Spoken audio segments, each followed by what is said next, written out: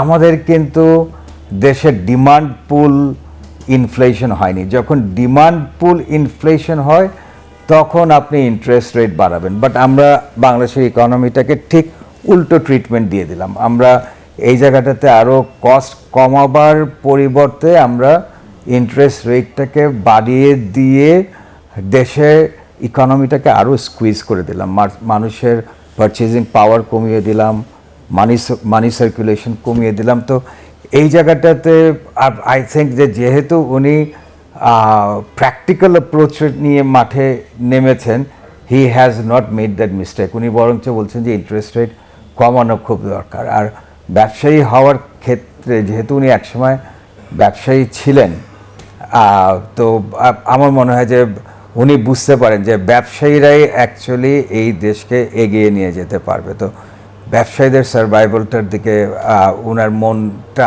আছে, এবং থাকলে ইকোনমিটা অন দ্য মানে on the run in the long run ইকোনমিটা সার্ভাইভ করে যাবে।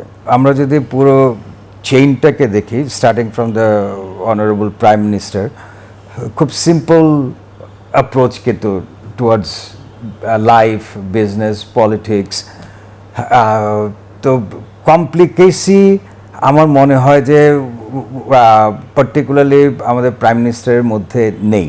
তো উনি সবগুলো জিনিস, কমপ্লেক্স জিনিসও খুব সিম্পল ওয়েতে দেখেন এবং সিম্পল সলিউশন বের করে ফেলেন।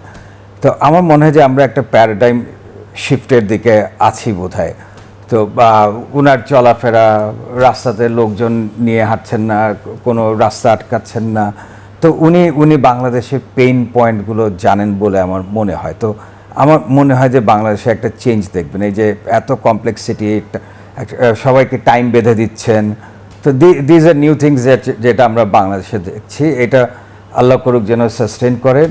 অ্যান্ড এটা বাংলাদেশের সবথেকে বড় রিসোর্স যেটা আমরা ওয়েস্ট করি সেটা হচ্ছে টাইম। তো উনি যদি এইটাকে কেটে দিতে পারেন, আমার মনে হয় যে আমাদের অনেক কিছু ভালো আশা করা উচিত, বা আমরা ভালো তো সবসময় আশা করতে থাকি। তো এই জায়গাটাতে হাত দিলে আমার মনে হয় যে অ্যাকচুয়ালি কাজ হবে।